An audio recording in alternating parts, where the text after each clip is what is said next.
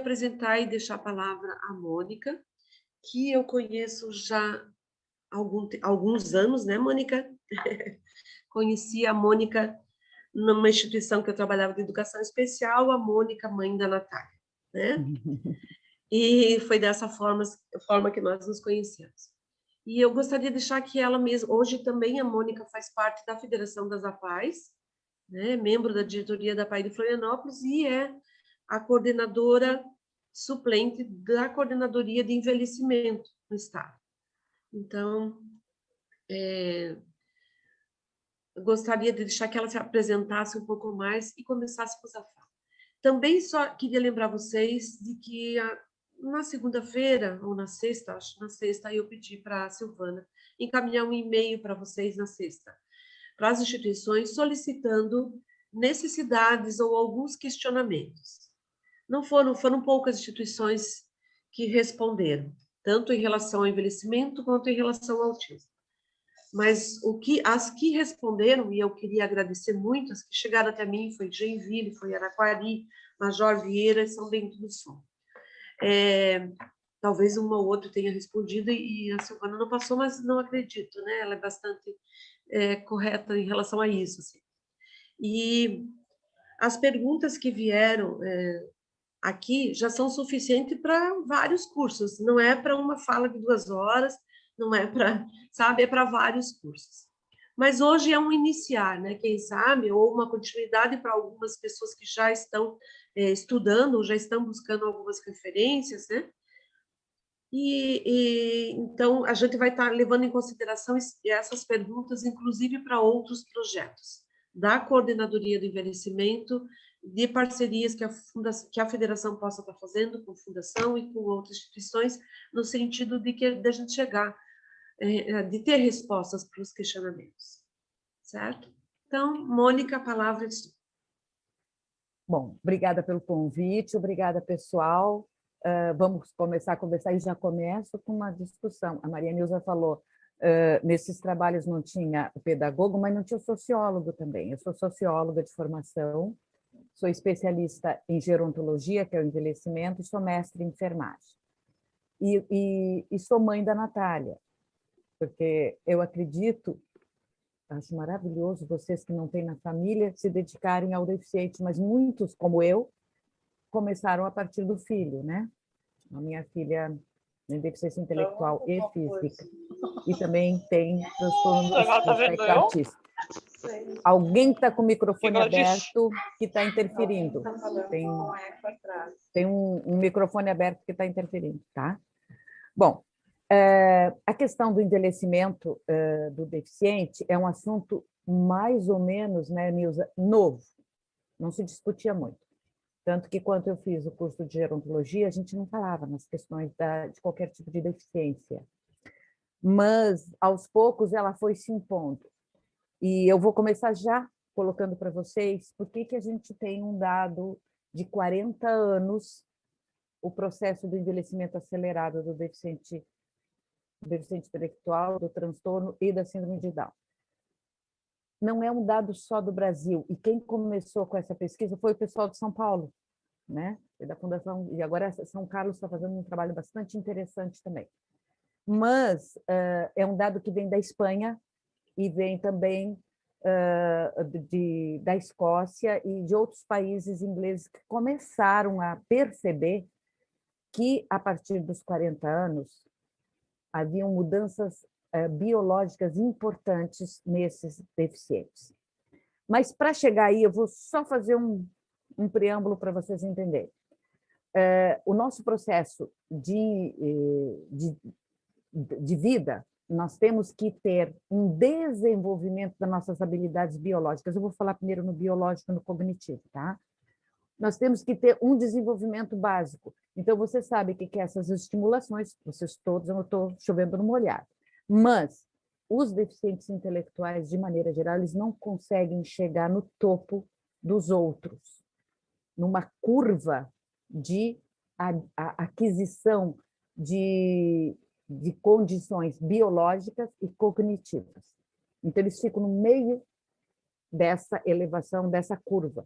Então, o que acontece?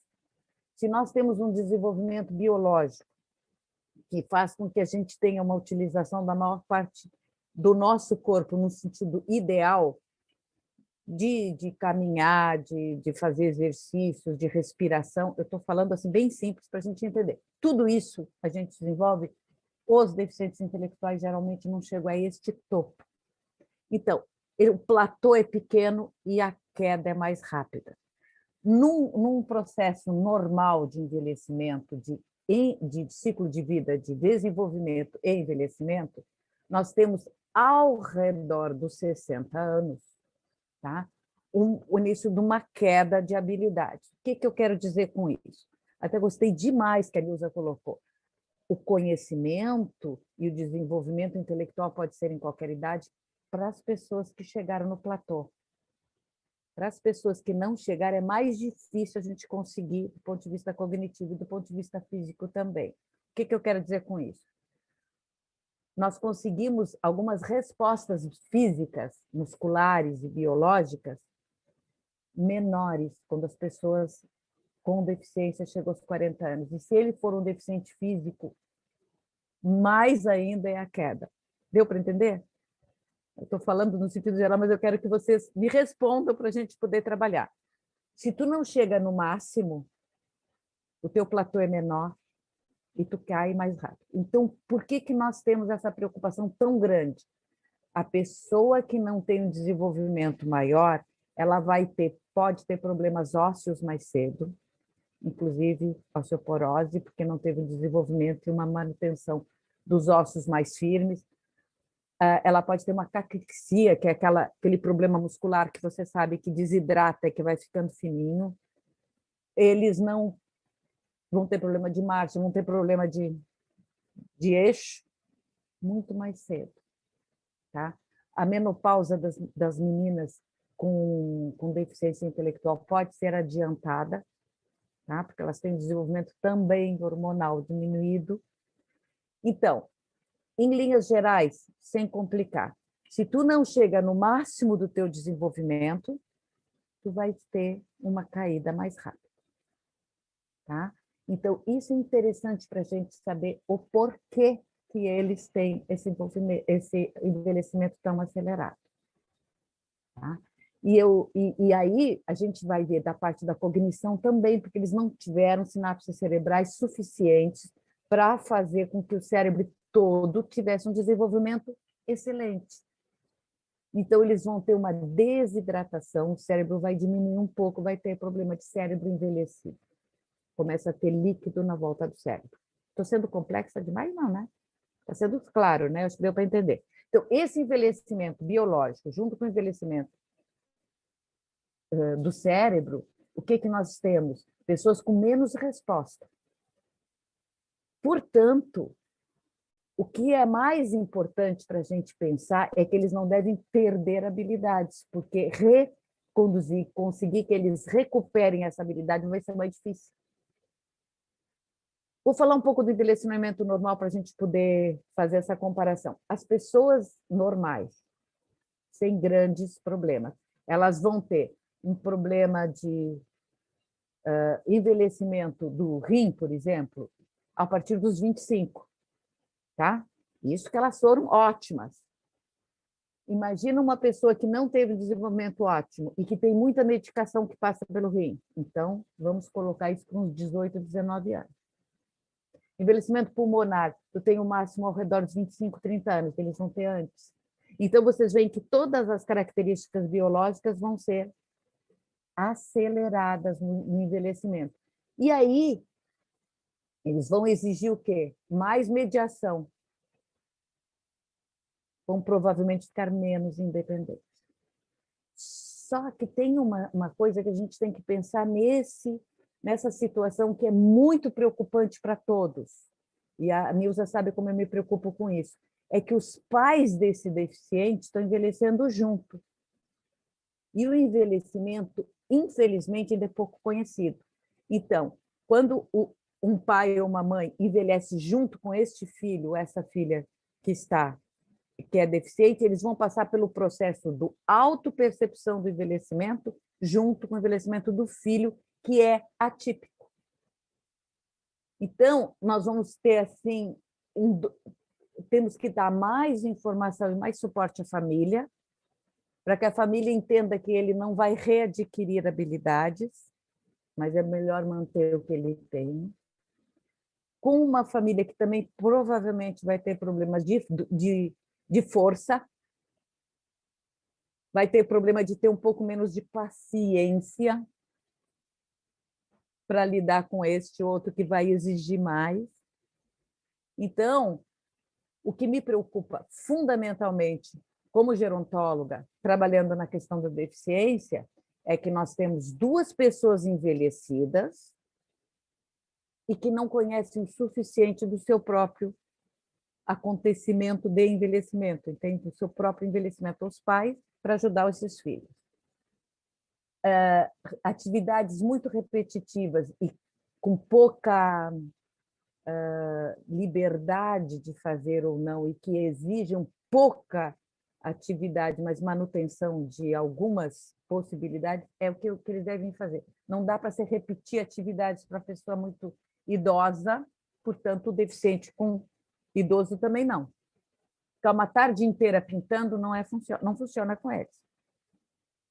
O cérebro envelhecido de qualquer pessoa exige novidade. Tá? O que eu quero dizer com isso? Repetir, repetir, repetir, repetir, acaba deixando a pessoa robótica. Eu chamo de robótica, mas não é uma atitude, não é como dizer, científico, mas assim, sem interesses no piloto automático não faz nada. Se nós queremos que eles preservem habilidades, eles precisam ser estimulados a repensar as atividades que estão fazendo. Eu não vou falar muito em atividades, porque eu acho que não é bem o que dá para falar hoje, mas só para vocês entenderem o seguinte, qualquer pessoa que envelhece, ela tem capacidade de aprender. Se ela tem capacidade de aprender, ela deve ser estimulada. Pessoa normal. Pessoa com deficiência, ela não pode repetir porque ela vai se desinteressar. Sabe o que vai acontecer? Não sei se você já passaram por isso. Sono. Sono fora de hora. Manda fazer uma atividade repetida, mas falta de estímulo.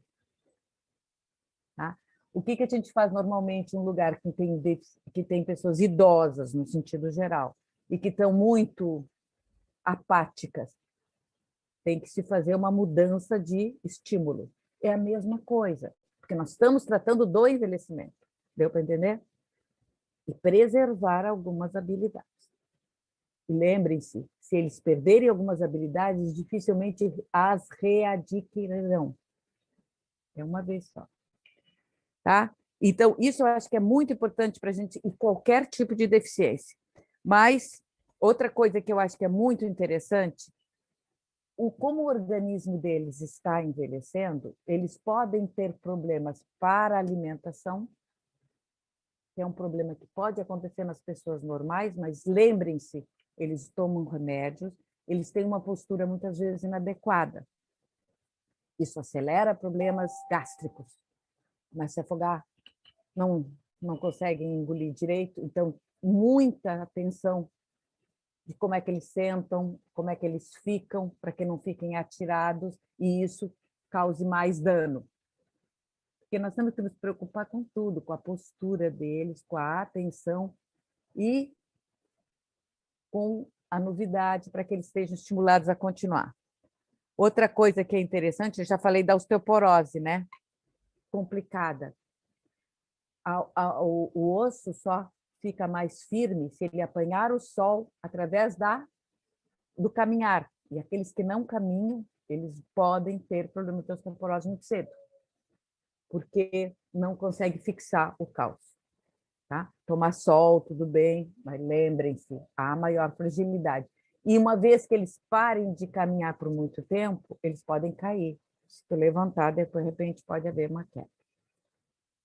Não estou sendo assustadora, né? Estou só colocando algumas coisas, é que a gente tem que colocar as realidades. Outra coisa que também é complicado, muitos deles começam com problemas de saúde bucal. E nós falamos em torno do aspecto artista, que eles têm mais dificuldade, né, de fazer de odontólogo, etc. A minha filha, que é leve, tem um pouquinho de problema. Então, a gente tem que dar atenção para isso. é uma coisa importante. Às vezes a escovação não é muito, é meio complicada com eles, mas eles podem começar a perder dentes. Perder o dente pode dar problemas digestivos e pode problemas nutricionais, eles começam a comer o que não deve. E lembrem-se, na família envelhecida também eles estão passando pela mesma coisa. Tá? Outra coisa também é que as pessoas com envelhecimento começam a perder a percepção de gosto, papilas gustativas, tá? Então começam a não conseguir comer, assim, não sente muito gosto, aí começa a exagerar no sal, no açúcar, na pimenta, que também não é legal. Tá? O sal, você sabe que dá problemas no coração, etc. Então, um pouquinho de cuidado, às vezes isso pode ser superado por uma comida mais bonita, faz uma apresentação, compensa a falta de percepção gustativa. Então, é outra coisa que também pode acontecer. Doenças cardiovasculares têm que ser atentado, porque não se mexem, alguns, ou começam a ficar mais apáticos, se mexendo menos, comendo errado, pode ter mais problemas cardiovasculares, pressão alta, diabetes, e você sabe que isso também desenrola. Não tenho ilusões, porque se eles começarem com um quadro desse, não é como quando tem numa fase mais nova, que a gente às vezes consegue resolver. É difícil resolver, porque eles já estão com envelhecimento físico. Tá? Outra coisa que é muito complicada, mas que alguns estudos mais atuais estão falando mais, é a questão das demências associadas.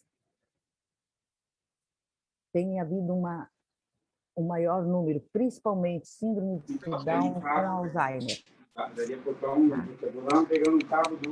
O microfone aberto que está interferindo. Está interferindo. Tá. Então, o que acontece? Os estudos estão mais adiantados na questão da síndrome de Down, associada ao Alzheimer, tá? Mas a gente ainda está falando de algumas demências. Então, começa a haver uma mudança de comportamento e as pessoas, às vezes, não entendem isso. Ah, ele está ficando irritado, ele está ficando assim. Não. Pode ser parte desse envelhecimento cerebral que eu falei para vocês, onde diminui a massa do cérebro e aumenta o líquido. Tá? E isso pode trazer algumas demências associadas. Então, além das síndromes que eles já têm ou alguns transtornos, eles podem ter algum tipo de comportamento que no início pode parecer apenas ele está ficando teimoso, ou ele não quer mais fazer, ou ele está ficando apático, mas pode ser alguma outra situação, algum outro. E também a gente tem que se lembrar que muitas vezes eles tomam muita medicação, e eles podem ter um problema que a gente chama de farmacogenia, que é uma doença associada ao excesso de medicação. Porque a forma com que esse remédio é absorvido no estômago, se o estômago envelhecido diminui a sua densidade, né, para diminuir o remédio, pode ser que comece a criar uma intoxicação farmacológica. É um pouco, o que eu estou falando é um pouco assim grande, mas a gente, obviamente, não é todos os casos que vai acontecer isso, mas é uma possibilidade de acontecer tudo isso, já são estudos que já foram realizados, principalmente com a PAI de São Paulo, a PAI de São Carlos, e Passo Fundo está fazendo um trabalho muito legal com essa área também, e são estudos que estão apresentando, e eu acho que até, de repente, né, Maria Nilza, mais tarde a gente fazer alguma coisa aqui para a gente ter um perfil nosso, né, de Santa Catarina que pudesse dar todas essas condições. Mas o envelhecimento, num sentido bem geral, o que é? É um processo de evolução onde existem umas mudanças biológicas, sociais e psicológicas. Só que, para eles, os deficientes intelectuais, a gente notou o seguinte: essas mudanças acontecem de forma acelerada e atípica, às vezes mais no sentido biológico do que nos outros. O único problema é que ele vai se associar aos pais. Então, a gente envelhece com os filhos. E aí a gente tem que lidar com dois assuntos. a nossa falta de condições de entender o nosso próprio processo de envelhecer e trabalhar com eles, Elisa, e falta de força física, às vezes. bora para a mesa. Alessandra, pode fechar o microfone que está interferindo, por favor?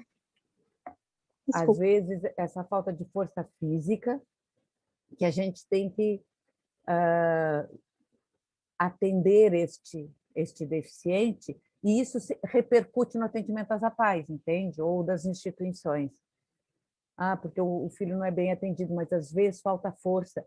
E nós não temos uma política ainda que dê a esse familiar condições econômicas de pagar alguém para ficar naquele horário, que ele não está numa instituição, que ajude esse envelhecido, mãe ou pai, e às vezes isso fica meio difícil demais, porque são 2 envelhecimentos ou 3 envelhecimentos. E acontecendo a morte do pai ou da mãe, que é o cuidador principal, ainda há um processo mais acelerado do envelhecimento deles por problemas psicológicos, porque também existe a depressão, que a gente não falava na depressão do deficiente intelectual, né? E agora a gente já está começando a falar. Que a gente achava que era não aceitação, que falava de outras coisas e não se chegava à conclusão. Estou falando da depressão real, a depressão, né, medicamentosa, e a falta de condições de reagir a uma perda para eles. A gente tem que se lembrar que muitos deles têm muita dificuldade de falar nos sentimentos, de falar o que querem, de falar o que sentem, e alguns nem falam. Que é o caso da minha filha, por exemplo. Né? Eu tenho que ver o que ela sente. Bom, eu estou falando mais mas eu sei que tem gente aqui que não é do deficiente intelectual. Mas a questão do deficiente, por exemplo, físico, na deficiência motora, ele vai passar por esses problemas de aceleração também do ponto de vista biológico, mais de marcha, ossos, músculos e, às vezes, a questão da alimentação também. Por quê? Porque eles também não desenvolvem totalmente, óbvio, a questão da marcha, a questão do funcionamento total do corpo. Então, vão acontecer também essas mudanças e essa preocupação da gente, que uma vez que eles percam alguma habilidade, dificilmente poderão readquiri-la. Isso que é importante que a gente pense. Tá? Nós não podemos perder muito tempo. Eu faço uma comparação, não sei se vocês vão entender, nós falamos em estimulação precoce, sensacional, mas nós temos que falar em estimulação permanente, que eles não percam uma porção de habilidades, porque vai dificultar sim. Tá? Uma vez que eles percam, dificilmente eles vão readquirir, por falta de condições biológicas e até de compreensão. Tá? Então, a gente não pode perder isso. Eles aprenderam alguma coisa, vamos manter. Numa questão geral de envelhecimento, a gente sempre diz, não se perde habilidades, tá? Porque as habilidades perdidas dificilmente vão ser readquiridas. Outra coisa que eu acho que é interessante que a gente pense...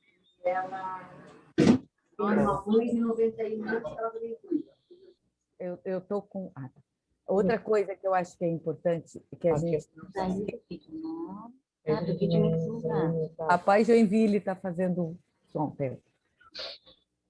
A gente tem que fazer uma diferença entre envelhecimento e fragilidade. No normal, quando a gente fala em envelhecimento. Só que, quando nós tratamos de deficientes intelectuais, o envelhecimento e a fragilidade se misturam. Tá? Em todos os sentidos. Do ponto de vista biológico, do ponto de vista social. Por quê? O envelhecimento da família ou a perda de um dos pais faz com que eles fiquem socialmente mais fragilizados nas relações. Quem vai tomar conta deles? Tá? E outra coisa que é bom a gente entender, qualquer pessoa que vai envelhecendo, ela tem dificuldade de mudança, certo? Mudança de casa, mudança de hábitos, mudança de rotina. Você sabe que essa pandemia está pegando pesado com idoso, com deficiente, bastante pesado. exatamente por causa dessas dificuldades de mudança. Então, no momento em que eles estão nesse processo de envelhecimento e acontecem mudanças importantes, como a perda de um cuidador principal, isso vai abalá-los profundamente. Certo? Vocês podem fazer pergunta, tá? Tá, Nilza? Eu vou pedir para eles fazerem pergunta, porque de repente eu estou tocando mais num assunto, mas vocês querem saber mais outra coisa. Pode perguntar.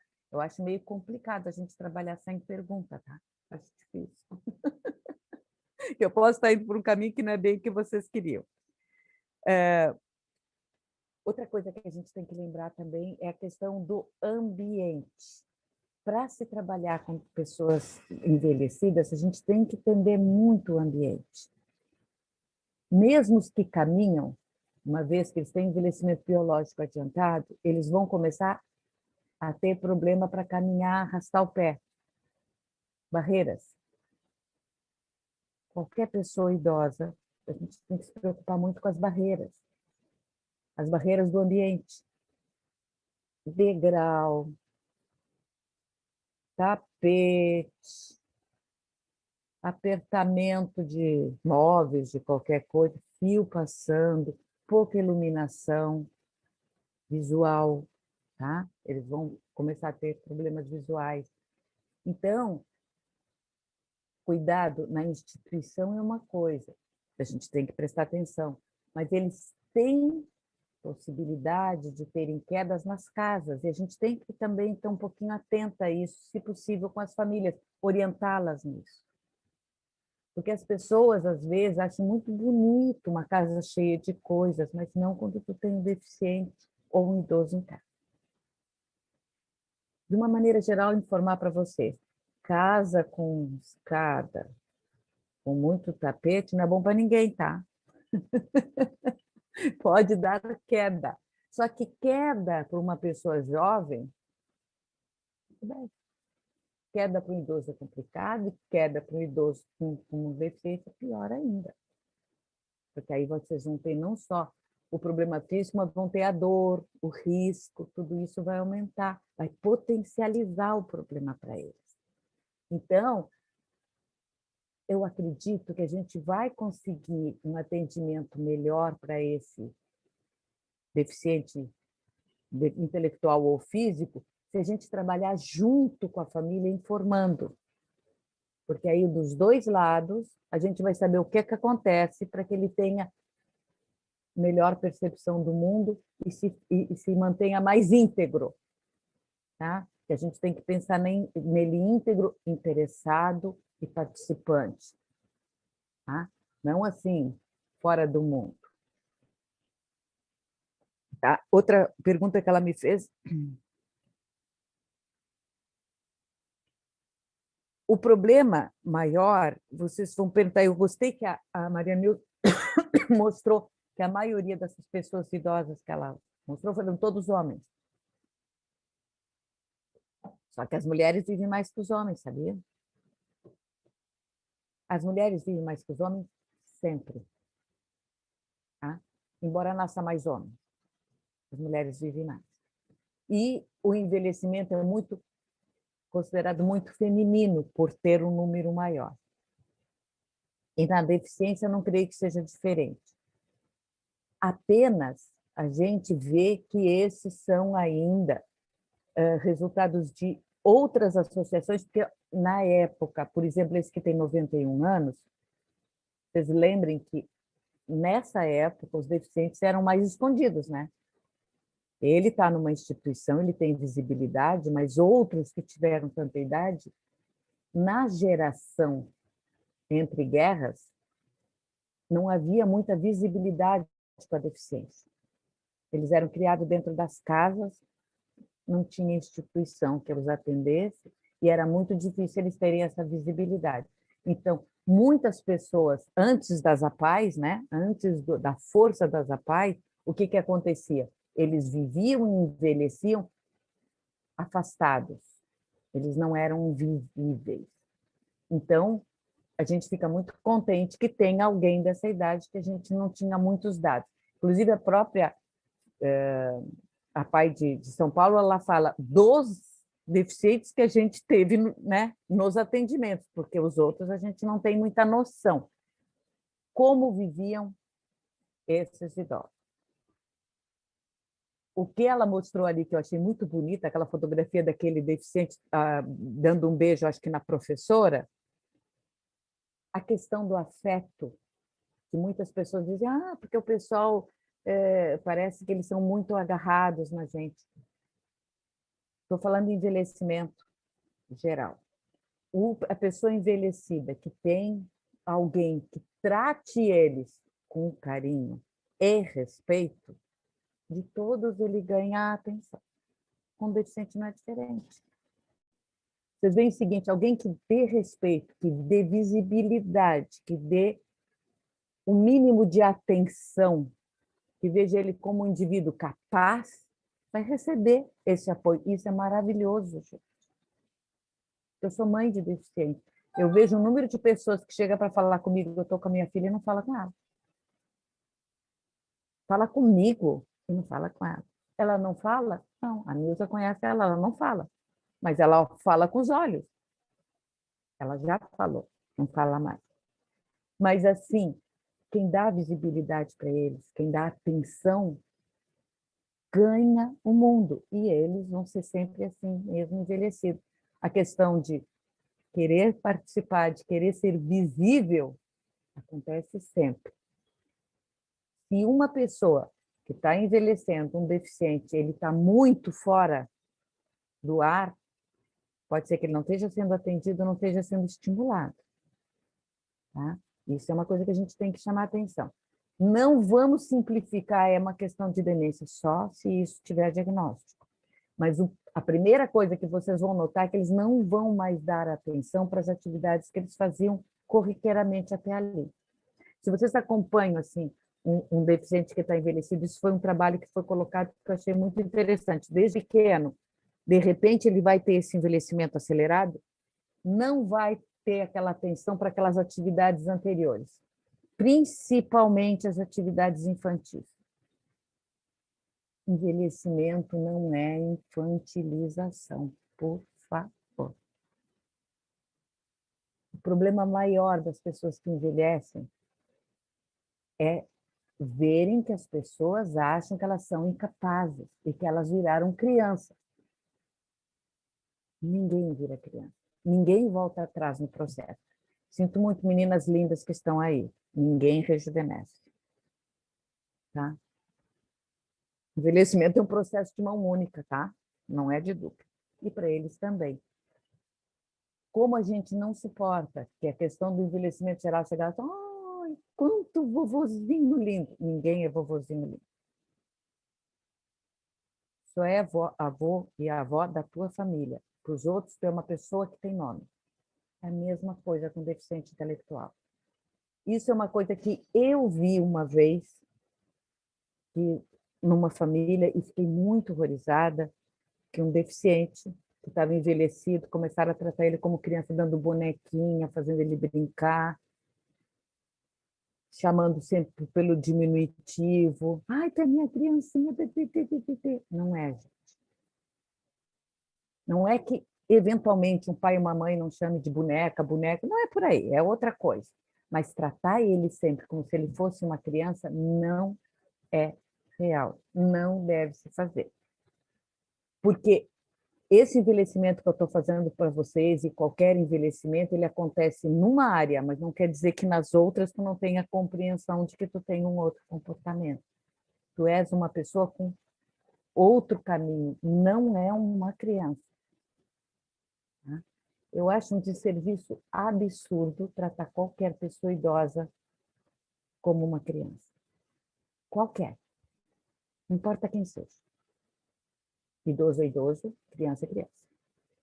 Tá? Não vem me dizer que eles viram, ai, agora eu virei mãe da minha filha, da minha mãe. Sempre tu vai ser a filha. Sempre tu vai ser a pessoa de referência. Não infantilizem ninguém. Não deixem que as pessoas infantilizem. Eu compro briga, sabe? Quando eu vejo alguém infantilizando um idoso, eu compro briga. Tá? E compro briga também, já comprei um dia uma briga com uma mãe de deficiente que estava... Que agora está ficando de cabelo branco, está ficando mais velha que eu, que não sei o que. Calma, não faz assim, não diminui. Não é culpa da pessoa. O envelhecimento para ela é um processo acelerado porque aconteceu, porque ela tem essa deficiência e ela ficou. Não diminui. Tá? E não é no cabelo que está o envelhecimento, gente. É na vida. O que vai acontecer se tu tiver uma menopausa antecipada, seja qual for a situação deficiente ou não, o teu corpo vai responder, porque há uma diferença hormonal. A pele vai ficar diferente, a unha vai ficar diferente, o cabelo vai ficar diferente. Tu vai perder, não vai ficar mais tão durinha, vai ficar mais molinha. A tendência é engordar, infelizmente. Todo mundo emagrecer quando a gente é mais velha é muito complicado. A gente fica mais redondinha, todo mundo fica. Tu não vai caber mais naquela roupinha dos 20 anos, não vai. Em qualquer situação. Agora, se tu estiveres numa cadeira de rodas, mais ainda. Pensa nisso. A tendência é que tu fiques um pouco mais redondinha, entendeu? Por quê? Porque tu não movimenta os músculos suficientes para segurar. Não tentem que uma pessoa envelhecida vai fazer as mesmas coisas, readquira algumas habilidades de pessoa jovem, porque não vai acontecer. É só uma questão de aceitar e conhecer, no meu ponto de vista. Vocês vão dizer, é pouco? Não, é muito? É, eu sei. Eu sei porque na maioria das faculdades que a gente faz, a gente não aprende a envelhecer. Não aprende a envelhecer pessoas normais e com deficiência menos ainda. Mas isso não quer dizer que a gente não possa adquirir esse conhecimento. As características são semelhantes, só que o processo é um pouco maior, um pouco mais rápido. Né? Outra coisa que eu acho que é muito interessante a gente perceber, o que acontece com uma pessoa que envelhece? Ela vai perdendo as pessoas da geração dela, que são referências. Uma pessoa mais velha, com mais de 90 anos, em geral, ela tem um vazio geracional. O que eu quero dizer com isso? Ela pode perder várias pessoas da família, irmãos, marido, mulher, sei lá, entendeu? Lembrem-se que isso, para uma pessoa que tem condições e recursos psicológicos para superar perdas. Agora, pense nisso num deficiente intelectual, que se agarra aos cuidadores e que faz vínculo com algumas pessoas da família. Se essas pessoas morrem, eles têm menos recursos pessoais, lembram? Eles nunca desenvolveram todos esses recursos, e é uma das características, né, da deficiência. Então, eles têm que refazer alguns vínculos e a gente só tem que tentar reforçar isso. Professora, fale sobre envelhecimento e esporte. Tá, já vamos lá. Então, eu estou só falando dos vínculos, depois eu chego lá. E essa questão dos vínculos, a gente tem que lembrar que eles vão ter que ser refeitos de uma maneira importante, mas lembrem-se, nós temos um filtro social. Precisamos, eu preciso gostar da fulana, eu preciso tratar bem de ciclano. Eles não têm esse filtro, na maioria das vezes. Então, eles vão gostar ou não. Então, às vezes, a gente faz ajustes que não funcionam na questão de família, e isso faz o sofrimento deles ficar um pouco maior. Eu sei que é mais complicado, teria que a gente trabalhar junto com o psicólogo, etc. e tal, e assistente social, para a gente trabalhar de novo esse vínculo.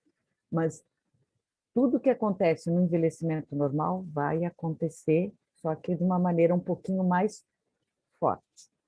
Tá? Nilza, se tu quiser interferir em alguma coisa, pode fazer, tá? Agora me fizeram uma pergunta sobre esporte. Esporte é o seguinte, esporte é continuidade, concordam? Se tu faz um esporte continuamente, se tu te prepara continuamente, tu vais provavelmente ter mais condições de manter habilidades físicas. Para quem pode, um deficiente intelectual que tem condições. Tá? Agora, lembrem-se, no momento em que ele tem uma aceleração no envelhecimento, cuidado com quedas, cuidado de exigir coisas que eles não podem mais, a parte cardiorrespiratória, que eles vão ter uma dificuldade, porque lembra que eu falei para vocês, o rim, que a gente tem que prestar muita atenção, e o pulmão são coisas que, com o envelhecimento, eles perdem um pouco o movimento e vão dificultar um pouco algumas atividades físicas. Então, adapta. O que a gente fala para a questão do envelhecimento em geral e a questão do esporte? Manter o esporte, manter o treinamento. Infelizmente, a gente não põe na poupança, né? Você imaginou que legal a gente jovem fazia uma porção, o dia que ficava velho buscava da poupança, um pouquinho de ginástica daqui, um pouquinho de perna daqui, um pouquinho daqui, mas não dá. Então, tentar manter, mas não aumentar a carga. Peso, cuidado, porque se eles têm fragilidade óssea, é complicado, mas se puder fazer um treinamento para que a musculatura segure o osso e proteja, ótimo. Vocês sabem por que tantas pessoas idosas têm problemas na coluna, problemas nos joelhos, problemas nos braços? Por falta de treinamento, por falta de atividades físicas que fortaleçam os músculos e segurem toda os ossos, etc. e mantenham a pessoa com mais habilidades, permanecendo com mais habilidades físicas. E aí tem uma coisa que eu de vez em quando brinco, eu sei de tudo isso, mas eu faço levantamento de Natália, né? Natália é minha filha. Ela tem 33 anos. Então eu faço levantamento de Natália, então de vez em quando eu vou no médico, olha, dona Mônica, seus ombros estão com um pouco de dificuldade. O levantamento de Natália é assim, às vezes tu levanta bem, porque o músculo, quando tu está numa academia, tu levanta direitinho, mas um filho deficiente é assim, ó. Às vezes é assim, é uma briga, né? E o joelho? Baixa um pouquinho para pegar, às vezes não dá. E de noite, quando a gente levanta correndo para atender? Então, levantamento de filho é diferente de atividade física permanente. Mas, em compensação, gente, quando eu vou no médico, ele diz, a senhora está bem, não estou fazendo academia, mas tem levantamento de Natália. Então, é importante, porque vamos para o princípio de tudo. Nós não fomos criados para ficar sentados. Pessoas. Nós somos criados para buscar comida, lembram? Vocês lembram? Lembram? Vocês não lembram, não, porque isso é muito antigo. Mas a gente tinha que caminhar para buscar as coisas, a gente tinha que levantar peso, levantar-se, né? Alimentação não exagerada, não processada. Tudo isso é válido ainda. Mas a gente tem uma vida mais confortável, vai ter esquina de carro, etc, etc. O que acontece? Nós perdemos habilidades mais rápido. E, às vezes, pagamos isso no envelhecimento. Todos. Quem não faz atividade, quem não come correto, etc, etc, vai pagar um pouco mais adiante. Na questão da deficiência, muitas vezes um deficiente diz, eu gostaria de correr, e a gente que pode não corre. Entenderam? Às vezes a gente parece que só percebe as coisas quando a gente perde uma habilidade. Parece estranho, mas é verdade. Outra coisa que eu acho que é interessante, lembrem-se de observar o que eles gostam e não gostam. Lembra que eu falei da falta de filtro muitas vezes? O que eles não gostam, eles não querem fazer. Quando a gente pega um grupo e quer que todo mundo faça a mesma coisa, não vai funcionar, principalmente quando eles ficarem mais velhos. Porque se vocês, não sei se vocês têm experiência com envelhecimento normal, não adianta ir para uma entidade querer que todos façam a mesma coisa. Eles não vão fazer simplesmente porque não vão fazer. As pessoas que falam dizem assim, eu trabalho com isso há 43 anos, tá? Já tenho um pouquinho de experiência. Eles dizem para mim, olha, na minha idade vai me obrigar a fazer o que eu não quero? Então, tem que negociar de uma outra maneira, tem que ser alguma coisa que seja estimulante, que seja interessante, mas lembrando sempre que dê algum tipo de resposta. Física, de preferência, e mental, quer dizer, de comportamental, tá? Porque se eles não estiverem interessados, eles vão esquecer que tu está ali, né? Vão deixar de perceber a atividade porque não interessou. Se a gente tiver aqueles estimulados, a gente vai conseguir mais coisas, vai conseguir mais respostas. Mas não adianta colocá-los junto com os jovens que estão noutra vibe. Não vai funcionar. Vocês vão notar bem que eles vão até um certo ponto mais juntos, mas depois eles vão precisar de uma atividade diferenciada. E o que a gente tem que tentar manter, aqueles que têm uma certa independência, é que eles mantenham essa certa independência e essa autonomia. Tá? Estimular que eles mantenham. Por exemplo, se eles conseguem fazer coisas básicas, como botar mesa, tirar mesa, fazer isso, fazer aquilo, que eles consigam repetir isso e continuem fazendo isso como uma coisa importante. Os que não têm, ver quais são os interesses que continuam mantendo eles atentos. E sempre, em questão de envelhecimento, tem duas coisas que são alarmantes. Uma é não participar de nada, parecer que não está.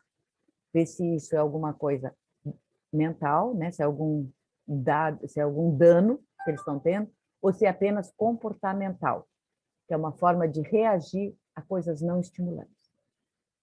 Tá? Isso a gente tem que ficar muito atento.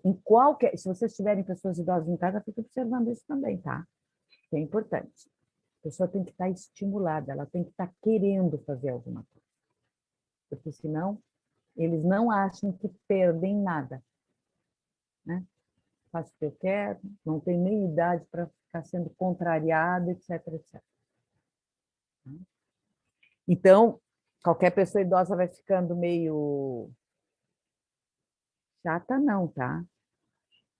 Eu não digo assim, mas um pouco mais questionadora.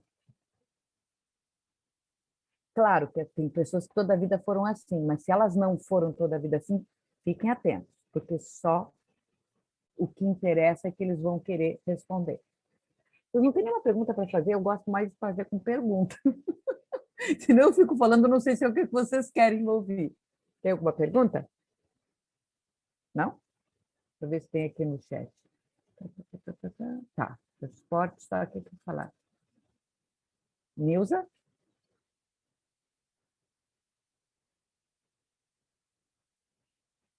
Eu não sei se é isso que está interessando ou se quer mais coisa.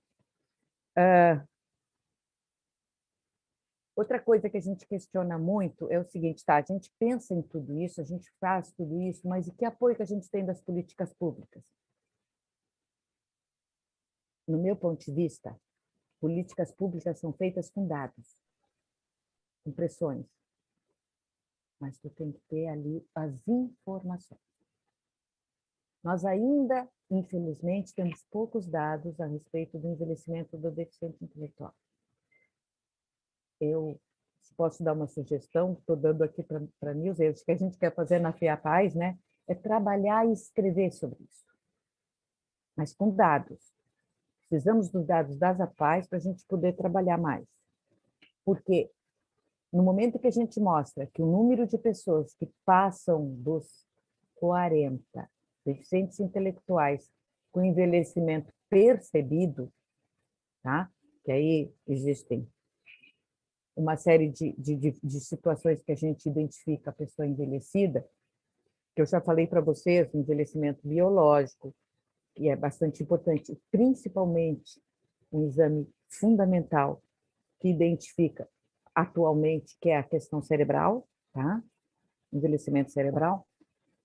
Se a gente tiver isso, e mostrar experiências, e mostrar condutas que mostrem a satisfação deles, mas que eles precisam de um apoio, aí a gente consegue fazer uma pressão para políticas públicas. Tem que falar com conhecimento. A gente não pode chegar lá e dizer assim, eu acho, porque no meu ponto de vista, não.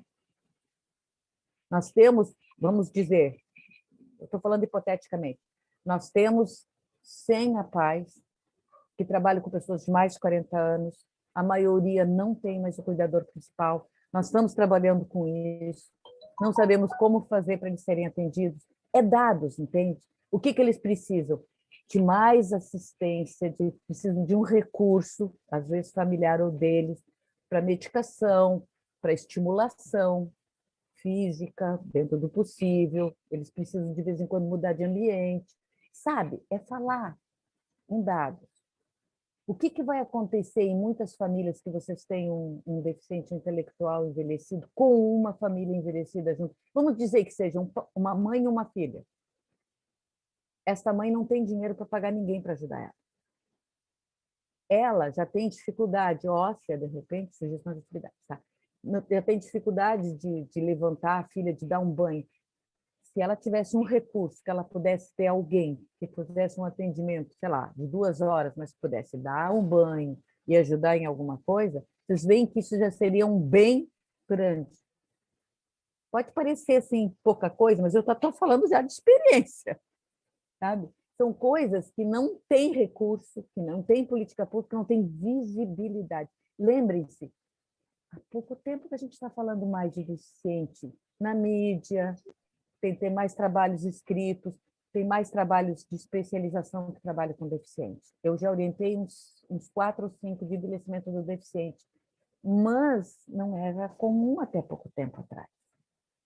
Então, não só a visibilidade, como fazer com que eles vejam que este deficiente precisa de um atendimento específico, precisa de um recurso, precisa de uma política que enxergue as suas possibilidades. Porque vamos pensar de outro jeito. A gente só tem bem-estar e pode fazer um bom atendimento se a gente tiver um apoio, certo? Senão é impossível. Tá? Tem dinheiro para algumas coisas, não tem dinheiro para outras, porque a gente não vendeu direito o nosso país. Teria que saber envelhecimento ativo, promoção de saúde. Tá. Então, é isso aí que a gente tem que entender. Quanto mais dados, mais concretos, melhores, mais fácil a gente pode dar um atendimento melhor. E lembrem-se sempre, a PAI não pode funcionar sozinha, ela tem que funcionar com a família, senão a gente não tem resultado. Porque fazer um estímulo, fazer um atendimento, fazer uma atividade, como sugeriram, que estimula essa pessoa, depois vem férias, vem final de semana, vem pandemia, infelizmente, ele dá para trás. Ele para de fazer as atividades, ele se desestimula, ele fica apático, perde habilidades físicas. E no envelhecimento, retornar essas habilidades físicas é difícil. Entendeu? Não estou dizendo que seja impossível, mas é bem difícil, sim. É bem difícil. Então, não pode se perder as habilidades físicas, não pode se perder as habilidades cognitivas, porque readquirir é mais difícil. No envelhecimento normal, ainda se consegue alguma coisa, mas depende. Tem pessoas que também não conseguem mais readquirir. Mas quando mais difícil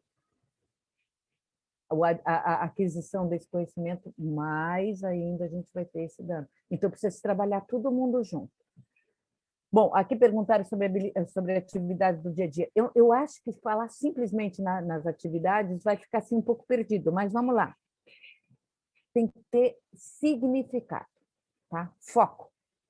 Não é assim, me disseram que fazer bingo é bom. Eles não sabem, de repente, responder o bingo, não vai ter sentido.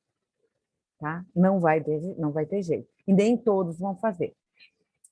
Lembrem-se que tem que ter um pouquinho de prestar atenção que tipo de deficiência, né? Como é que a pessoa se comporta para a gente saber o que interessa. Mas, de uma maneira geral, a gente tem que trabalhar a atenção, tem que trabalhar algum movimento, tá? Mas não sempre o mesmo. Mas um movimento que leve eles a dar uma resposta de corpo, de autopercepção e de reação. Que é isso que a gente quer que eles tenham. Reação, né? E adquirir alguma coisa. Tem que se mexer um pouco e tem que ter atenção para alguma coisa. Foco, nem que seja por pouco tempo. Mas que eles saibam que aquilo ali é uma atividade que precisa de foco. Fazer por fazer eu não acho legal. Aí o pessoal diz, um artesanato. Depende. Depende se aquilo tem significado, se aquilo não é extremamente repetitivo. Eu teria que dizer como eu posso avaliar a alimentação. Tá? A questão da atividade, eu acho que ela é muito legal. Ela tem um significado e ele sabe que aquilo vai ter um resultado ou aquilo interessa. Todo mundo na sala fazendo a mesma coisa, sendo e não vai funcionar. Dificilmente, eu não digo que não vá, desculpa, dificilmente, tá? Porque tem que ver cada um qual é o interesse. E outra coisa, dá um significado para o que eles fazem. Vai ser para tua casa, tu vai dar de presente, para fazer com que eles tenham algum objetivo com a atividade. Tá? Não fazer atividade por fazer. Lembrem-se, quanto mais velho, menos focado eles ficam. E menos resultado eles vão perceber. Então, a gente tem que reforçar um pouco isso. Tá? Então, acho que é interessante que se trabalhasse um pouco com o educador físico, terapeuta ocupacional, que também vai dar alguma habilidade, e a gente ter uma avaliação para saber onde a gente devia focar um pouquinho mais. Tá? É mais na atenção? É mais nas cores? É mais na chamada? É mais nisso? Fazer atividade com bola, atividade que não sei, dá prazer? Tem resposta? Tá? Para que ele fique ligado. Agora, por favor, vejam se ele não fica totalmente, faz o que tu quiser, que ele não está nem aí. Aí não está estimulando, não. E quanto mais velho, menos resposta ele vai dar se a gente não for interessante. Tá? Por isso não pode ficar em grupos grandes também. A gente dá mais atenção. Alimentação, eu não sou especialista nisso, mas em linhas gerais eu podia dizer o seguinte: como eles é natural do envelhecimento perder um pouco o sabor, as papilas gustativas muitas vezes elas não respondem mais muito bem. Cuidar com não dar muito sal, fritura, cuidado com comidas duras, por causa do trato digestivo, que como tudo no envelhecimento, ele fica mais lento. Tá? Então, porque pode dar o quê? Engasgo. Mesmo das pessoas que não apresentavam antes, isso pode acontecer. Mas também não passa só para papinha, porque aí esse movimento de mastigação é importante para a manutenção como é que se diz, dessa parte do rosto que precisa ser movimentada. Se a pessoa já não fala, não esqueçam de vez em quando dar uma comidinha um pouquinho mais durinha para que ela tenha uma mastigação melhor. Isso junto com a fono de preferência, mas tem que ter o movimento, tá? Porque o movimento de mastigação ajuda não só nisso, como também no trato digestivo, indo à alimentação mais triturada. Ele não deve perder isso. Se começar a dar tudo comidinha assim, muito molinha, ele perde esse movimento e pode ter mais problema de engasgo. Tá? Atenção, que algumas vezes alguma convulsão que aconteceu, inclusive com a minha filha, pode causar um problema que aí não pode mais tomar água, por exemplo. Só pode tomar água engrossadinha, né? Isso pode acontecer. No momento em que algum desses nossos alunos mais velhos tem algum tipo de convulsão, alguma coisa neurológica, atenção para seguir a orientação da neurologista, tá? Porque às vezes a gente pensa, não, mas sempre engoliu. Não tenho sempre com os nossos alunos, tá? Principalmente quando eles estão envelhecendo. Era assim, mas não é mais. É outra coisa, gente, que a gente tem que lidar com a família. De uma maneira geral, você já deve ter percebido que ninguém está muito preparado para ter filho deficiente, certo? Agora, um filho deficiente que durante a vida vai perdendo habilidades, é mais complicado. É mais complicado na relação com essa mãe, quando o pai está junto, que bom, mas se não a mãe, ela tem que trabalhar a sua aceitação para poder lidar bem com o filho. E cada vez que existe um episódio qualquer de saúde, e o envelhecimento é um episódio importante, que ele seja informada e conversar dentro do possível, o máximo de informação, para que ela aceite que não tem volta. Tá? Tudo que é assim, sem volta, deixa a pessoa com um sentimento muito grande de perda, de fracasso. E não é por aí que a gente deve lidar. Eu me preocupo muito com a família. Muito. Porque ela pode, em casa, insistir, mas tem que fazer, tem que tomar água, tem que fazer isso, tem que fazer aquilo, e a pessoa perde essa habilidade e não consegue mais. Então, por isso que eu insisto tanto, família, envelhecimento e família tem que estar junto. E ela está lidando com o envelhecimento dela, com o envelhecimento do filho, e isso cria uma confusão e uma fantasia de que o filho poderia cuidar da mãe e a mãe não vai ter essa habilidade, tá? Não vai ter essa possibilidade. Então, nós não estamos lidando... Quando a gente fala dessa realidade, pode parecer um pouco dura, mas a gente tem que lembrar que realidade é realidade, né? De fantasia a gente vê no filme, tá? É um troço que a gente tem que lidar bem, bem, bem mesmo. E isso reflete sempre na instituição. Que às vezes a queixa não é a queixa para a instituição, é a queixa que o meu filho não responde. Tá? Então, é uma falta de ar que dá na gente de saber onde é que eu errei, e não é por aí. Tá? Bom, na alimentação, eu acho que, de uma maneira geral, é isso que eu falei. Mas, assim, falou dificuldade de mastigar e engolir. Pois é. A dificuldade de mastigar, ela tem um reflexo maior do que simplesmente não engolir, tá? Então, isso tem que ser lidado muito com a fono, porque se a pessoa pelo menos mastiga bem, nós vamos conseguir, com pequenas porções, que ela faça uma boa mastigação e que eu melhore esse trato e o engolir, e não tenha esses episódios de se sentir mal ou não conseguir. E também, às vezes, quando ele não consegue engolir direito, ele não quer comer mais, né? A pessoa começa a não querer. Aí tem um emagrecimento. Lembrem-se que os que comem pouco têm que comer certo, uma alimentação bem equilibrada para que não perca massa muscular, para que não perca as necessidades, que não atinjam as necessidades básicas do corpo deles. Se eles já têm uma perda, se eles comerem mal, pior ainda. Tem algumas coisas que a gente tem que... Eles têm que estar hidratados por causa dos remédios, que quase todos tomam bastante remédio, né? A hidratação é fundamental, senão o remédio não sai pela urina, pode causar uma intoxicação. A alimentação tem que ser equilibrada. Bala, doce demais, é bobagem, só vai adquirir maus hábitos e pode prejudicar os dentes, pode causar uma diabetes, pode causar um engordamento excessivo, que não leva a nada. Tá? E o que vai acontecer? Nós temos uma cultura de que doce é presente. Esqueça, a gente fala de deficientes e de idosos, esqueçam isso. Tá? Presente é presente, um abraço, um beijo, uma atenção, uma lembrancinha, sei lá, um cartão. Comida não. Quando um deficiente nosso está comendo, ele deve só comer.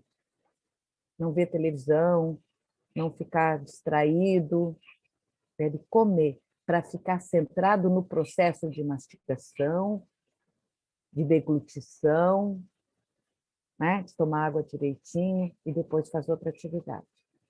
Eu acho que isso é muito importante. Sabe o que eu fico pensando? Quando a gente tem filho, a gente é muito atento com o neném, não é? Alimentação certa, tudo direitinho. Tudo. Depois a gente esquece. Aí, quando vem um deficiente para a vida da gente, a gente vê que a gente tem que começar tudo de novo. Atenção na alimentação, alimentação equilibrada, tomar água, não é? É tudo de novo, a gente já tem que se lembrar disso. E outra coisa, quando a gente se perde muito nesse processo de atividade física, alimentação correta, estímulo cerebral, atenção, afeto, cuidado, se a gente não tomar conta disso, como é que a gente vai envelhecer nós também? Mal. Porque tudo isso a gente precisa. E não tem, como eu disse para vocês, não tem poupança. A gente tem que fazer todos os dias. Então, o que a gente está falando, por incrível que pareça, é olhe para a pessoa e seja atento com aquela pessoa, com as condições dela, sem ilusões. mas com atenção. O que o envelhecimento te mostra? Que a pessoa é frágil, mas que ela está ali e que ela precisa de toda essa atenção e de todo esse cuidado. Qualquer pessoa que envelhece é assim. Sabe qual é o problema nas famílias? É que geralmente os pais querem ser super pessoas e não mostrar sua fragilidade. Só que quando elas têm um filho deficiente, a fragilidade acontece de ambos os lados. Naquele que é pai e que se sente frágil por ter aquele outro e que tem que se cuidar. Cuidar mais ainda de si e do outro. Tá? Deixa eu ver se tem mais alguma... Não tem mais nenhuma pergunta? Ai, adoro pergunta. Façam pergunta que eu gosto. Deixa eu ver. Porque, em linhas gerais, o que eu queria falar para vocês era isso. Posso falar mais coisas, mas acho que isso é o mais importante. Ah, eu acho interessante isso aqui que eu vi hoje, que eu achei maravilhoso.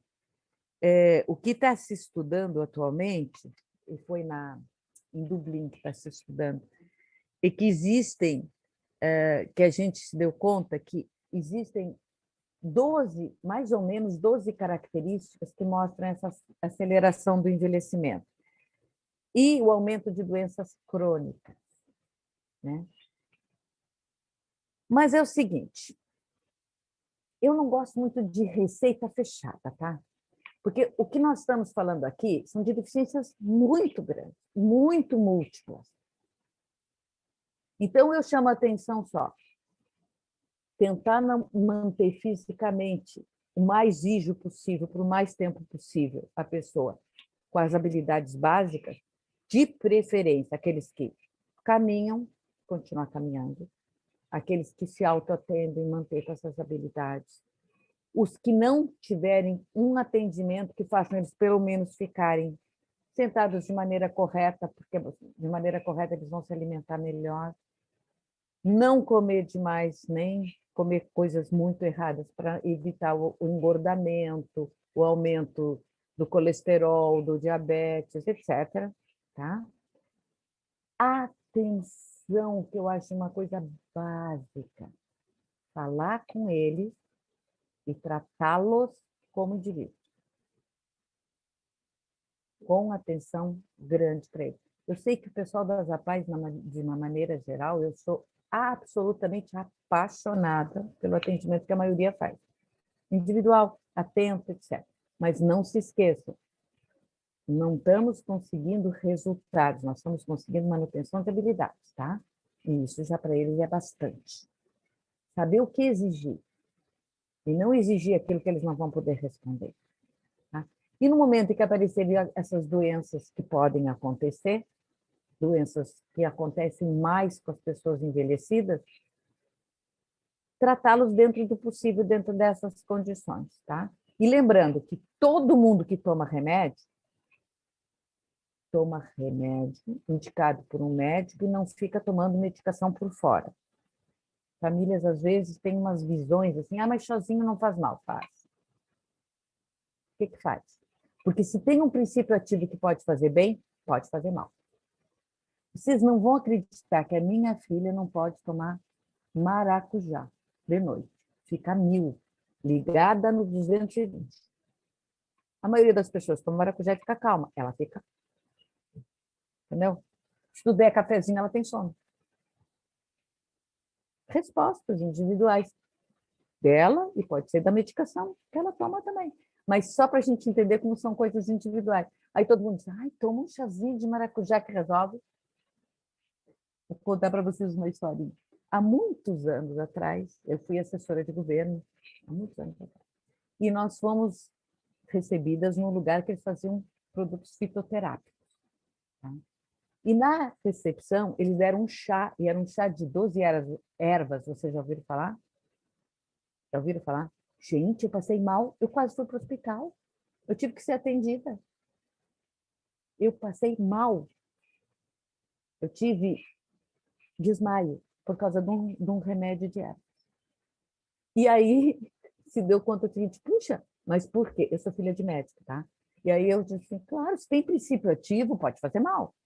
Então, não é assim, tudo faz bem. O pessoal adora dar receita para quem tem um filho deficiente.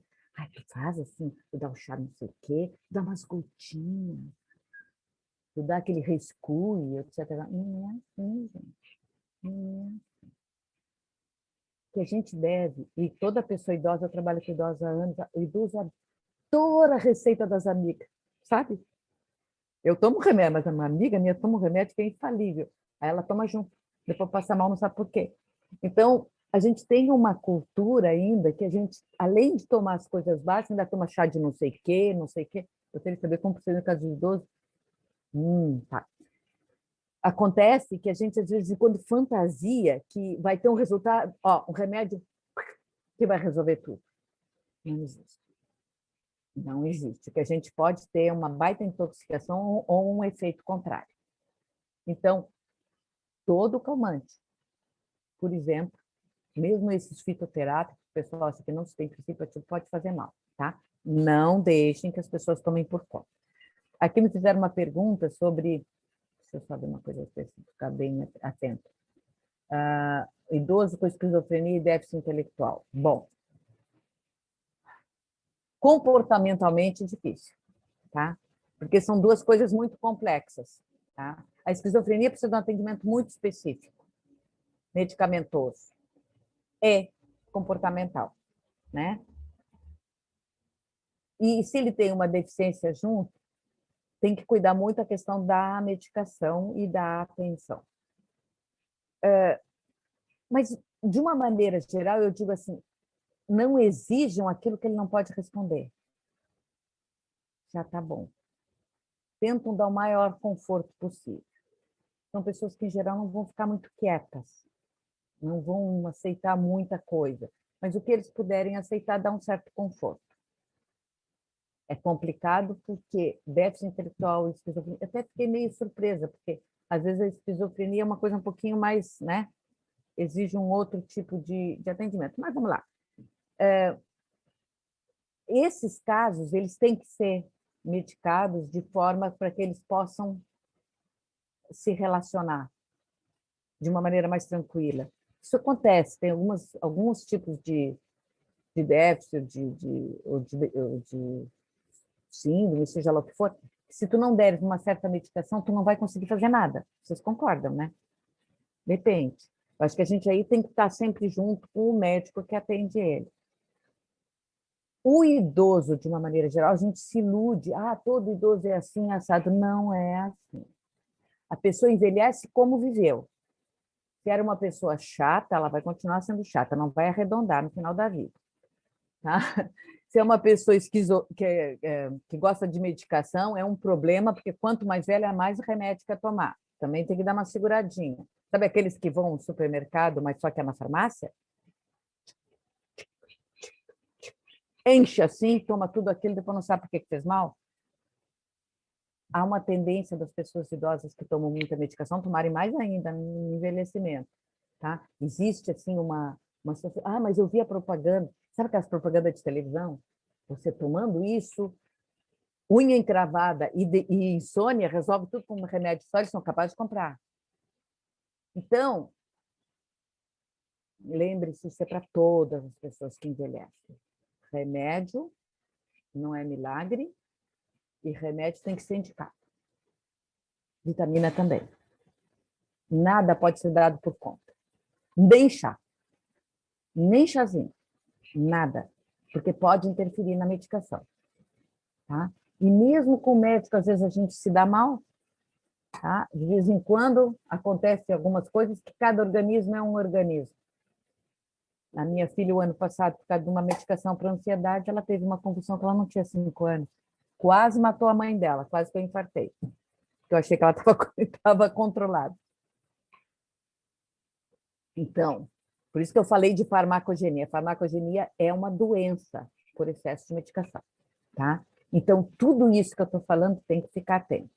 O envelhecimento é diferente? É diferente, sim, porque ele é prematuro, atípico. Gostaria de saber de modo poderia ser saudável trabalhar o atendimento. Professor, gostaria de saber de que modo poderia ser trabalhar o atendimento e crescimento com uma pessoa que tem deficiência visual desde jovem?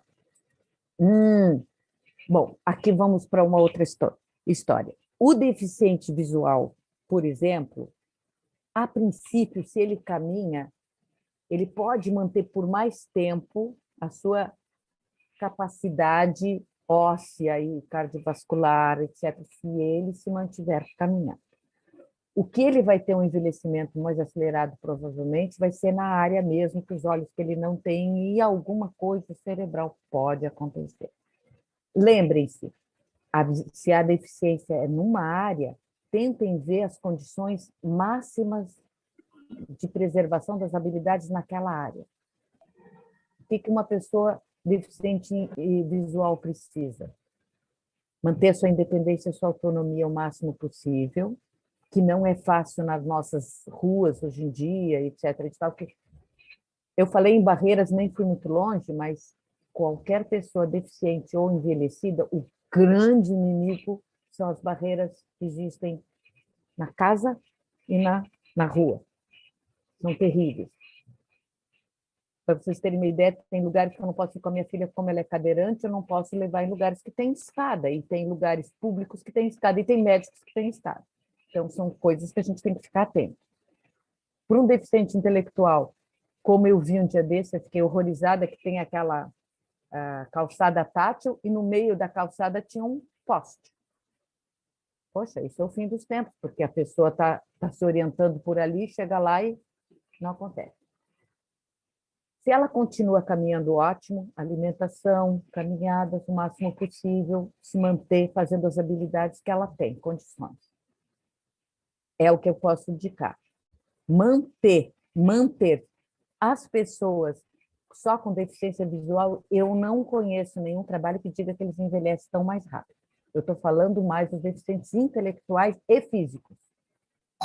Ai, que susto! Desculpa, eu levei um susto. Tá? E o deficiente físico, como eu falei para vocês, é por causa da postura e por causa da não utilização do corpo. Tá? É isso que faz o envelhecimento físico de forma maior. O envelhecimento cerebral mais o deficiente intelectual que não teve esse desenvolvimento intelectual, cerebral, sinapses, etc. Por isso que o envelhecimento é mais acelerado. Então, em linhas gerais, o que a gente não usa vai envelhecer primeiro. Certo? Não pensa, não tem estímulo. Não caminha, por exemplo, físico e muscular. Tá?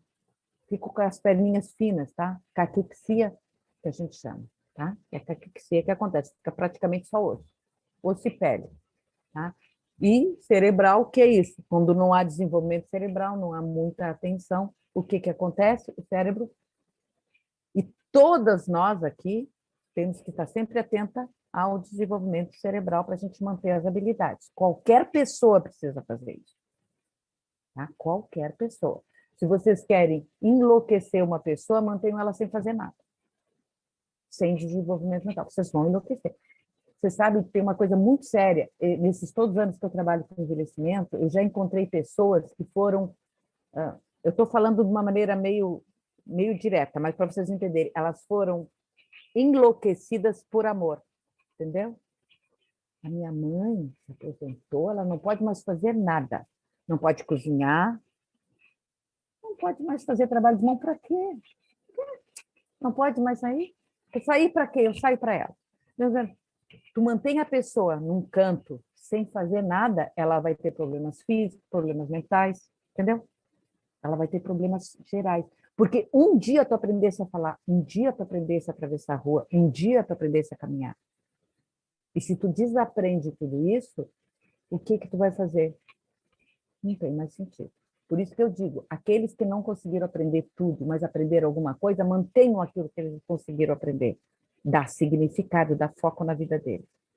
Para nós, que temos outro tipo de dinâmica na nossa vida, não percam o sentido, o significado da vida no envelhecer.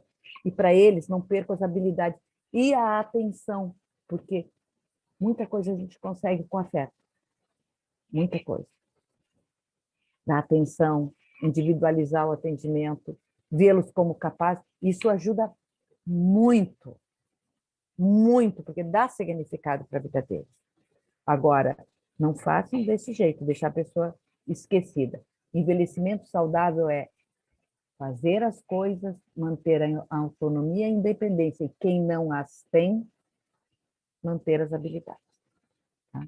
Mas autonomia e independência, por favor, não percam. O envelhecer, ele pode ser um prêmio, mas também ele pode não ser, se a gente não fizer o mínimo pela gente mesmo. Por exemplo, quando uma pessoa... Um dia vocês vão se aposentar. Não se iludam com a aposentadoria. Continuem ativos. Continue. Façam coisa. Olha a Nilza, que beleza. Aposentada e trabalhando. Eu também sou aposentada e também estou trabalhando. Por quê?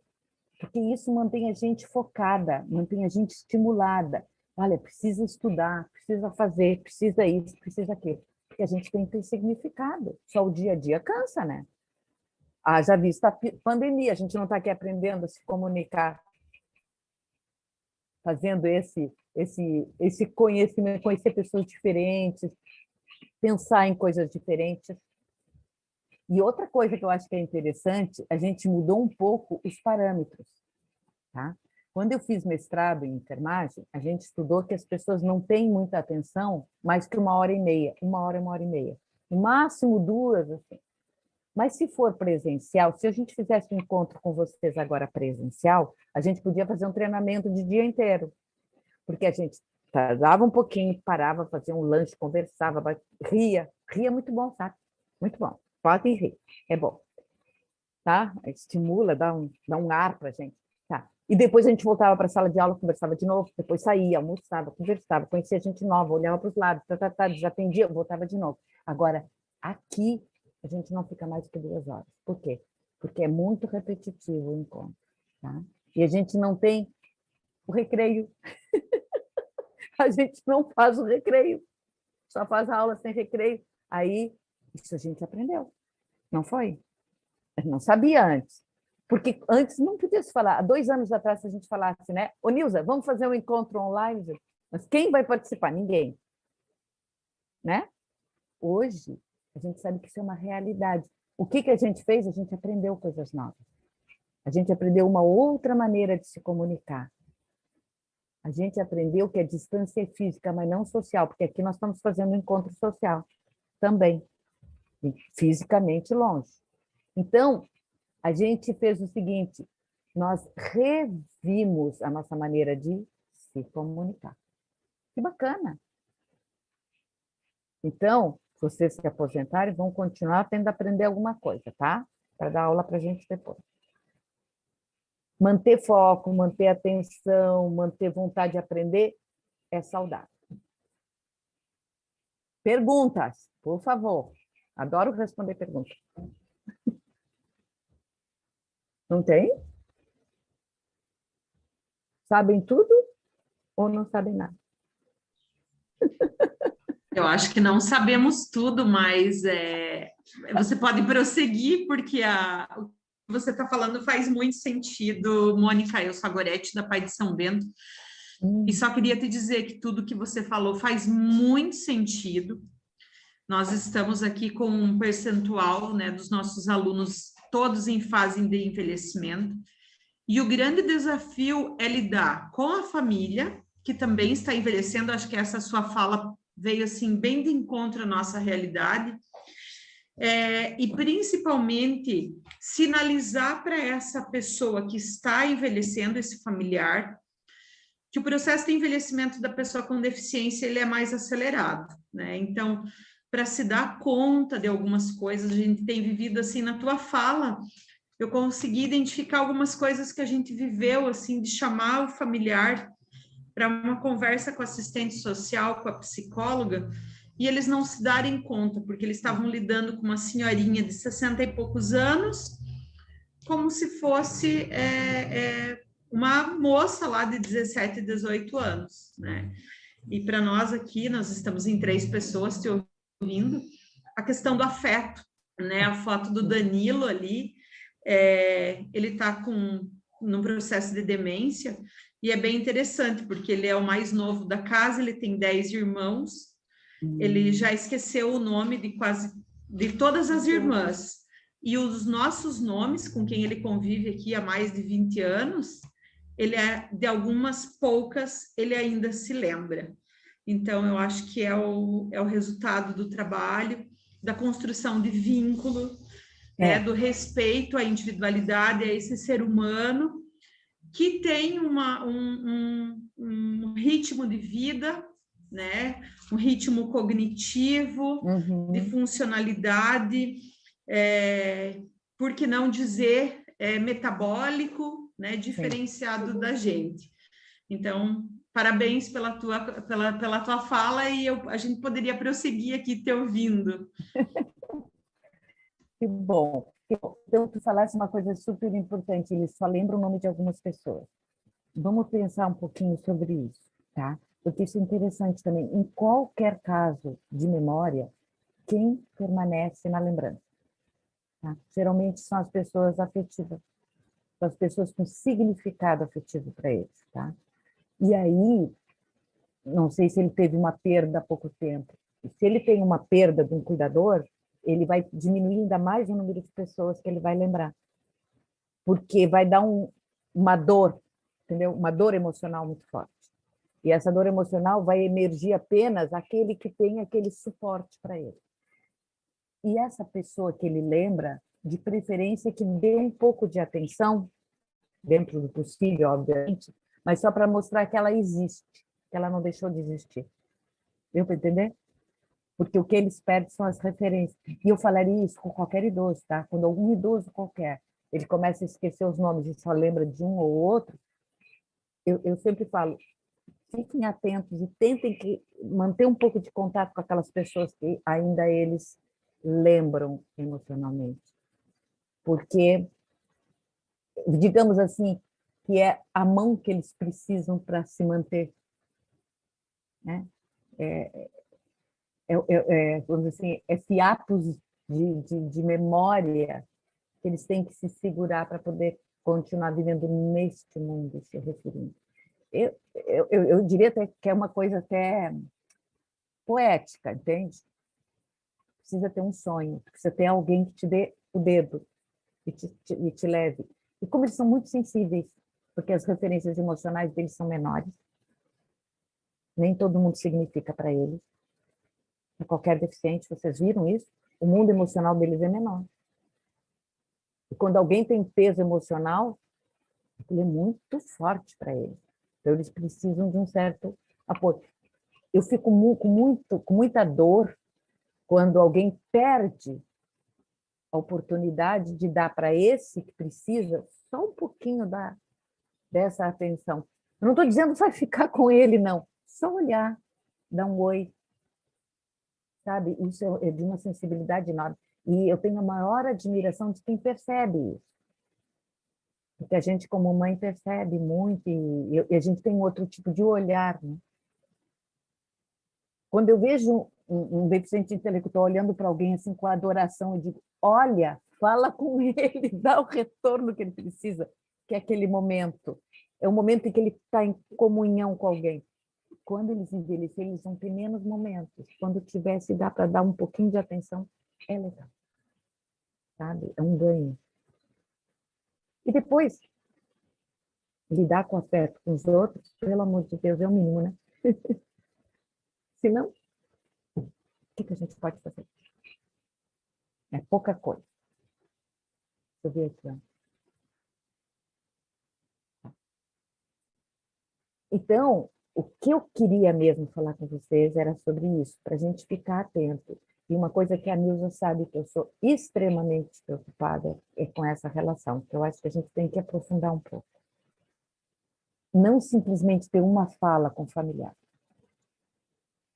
Acho que a gente tem que ter mais tempo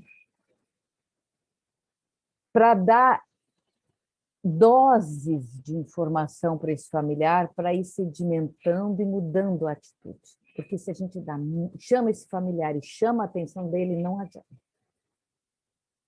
Sabe aquela coisa de dar gotas de informação? Ou estudar uma gota, sedimentou, da outra gota, sedimentou. Mas assim, ó, do envelhecimento dele e envelhecimento do filho, entendeu? Fazendo algumas pontes sobre isso. Porque nem sempre o problema é o filho. Muitas vezes o problema é o envelhecimento dele, que ele está lidando mal.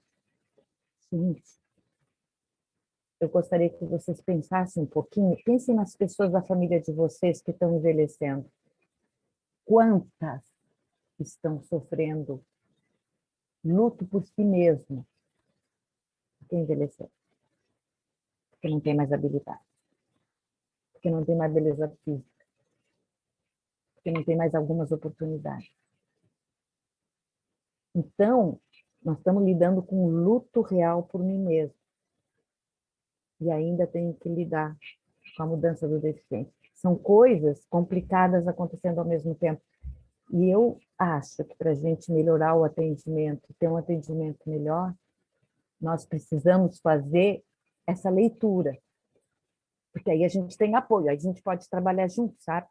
Sabe aquela coisa do bate-rebate com a instituição, se as pessoas estão com um pouquinho mais de interesse na ação, na relação com vocês e na relação com o filho.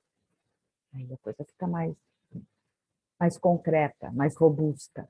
E é isso que a gente está precisando, um atendimento robusto de ambas as partes. Porque compreender o processo de viver e envelhecer, precisa a gente pensar mesmo, refletir. É uma reflexão que a gente tem que fazer bem grande. E eu sei disso porque com isso que eu trabalho. E às vezes, vocês não calculam que eu estou trabalhando com pessoas normais, e eu estou falando processo de envelhecimento, uma pessoa que em número de anos já passou dos 70 e que diz para mim, não, eu não falo desses assuntos. Como se ela pudesse mostrar para os outros uma coisa que não é real. É incrível como as pessoas se iludem. E eu diria que a gente está falando de duas ilusões importantes. A ilusão de que eu não envelheço, ou que eu rejuvenesço, que é a ilusão, e que o meu filho deficiente um dia vai ficar maravilhoso, vai ficar curado e vai falar com os outros, que também é uma ilusão. Então, nós estamos lidando com duas coisas que não seriam um ganho social do ponto de vista da nossa cultura, mas que seriam fragilidades da nossa cultura, e a gente não gosta de trabalhar com fragilidade. Tirando vocês todos que estão trabalhando com frágeis, entende? Mas eu estou dizendo que, de uma maneira geral, a gente não gosta de trabalhar com fragilidade. Puxa, acho que eu já estou estourando o tempo, né, Nilson? Deixa eu ver se tem mais alguma coisa aqui. Importante reflexão para melhorar o atendimento. Mas eu diria assim, ó, tudo que vocês aprenderem sobre envelhecimento, usem para vocês também. Porque vocês vão envelhecer. Graças a Deus. Queremos envelhecer. Certo, Nilza? Certo, Mônica. É isso? Podemos ir... Hã? Eu acho que a gente já falou quase 2 horas, né? Acho que tá bom. Mas eu penso assim, sabe, Mônica, que enquanto instituição, né, todas as instituições têm que estar pensando, isso de repente é um pontapé assim, de reflexão para refletirmos, de pensar que essa reflexão tem que ser da equipe toda da instituição, né, de que temos que buscar parcerias fora da instituição, que determinados profissionais é muito difícil você ter na instituição, mas você pode estabelecer parcerias para poder ter esse olhar cuidadoso, né? Quantos, esses dias eu dizia, quando comecei com catarata precoce, né? Eu fiquei, na hora me veio e cheguei a um ponto grave até ir para a cirurgia, que eu pensei, meu Deus, quantos tem por aí que tem e ninguém nem sabe, nem ele sabe, nem a família, nem o professor ou quem está atuando com ele. Então, a falta de conhecimento a respeito desse processo que começa tão cedo para todos, né? E para muitos deles muito mais cedo ainda, né? Então, acho que essa reflexão em relação, se a gente tiver esse cuidado de estar pensando no processo, com certeza nós vamos estar mudando as nossas ações, né? Todas elas. Esse olhar carinhoso. Então, eu me preocupo muito quando eu vejo alguém, eu chego numa instituição e tem alguém fazendo um trabalho que até ele gosta, né? Mas repetitivo, Repetitivo, não dá. 3 horas, sabe? Não dá. E isso eu estou levando ele aqui, sabe? É contraditório com aquilo que a gente diz em relação à defesa de direitos, à conquista de independência, de autonomia. É contraditório.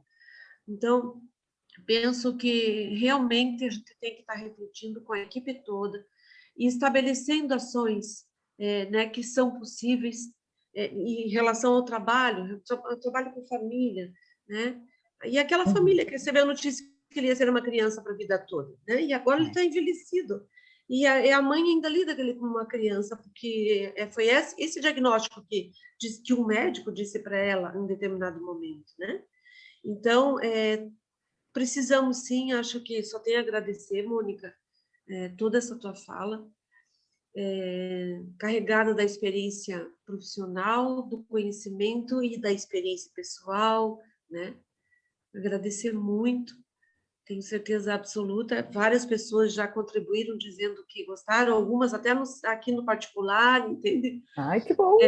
Estão pontuando, sim. E agradecer de coração mesmo essa tua fala.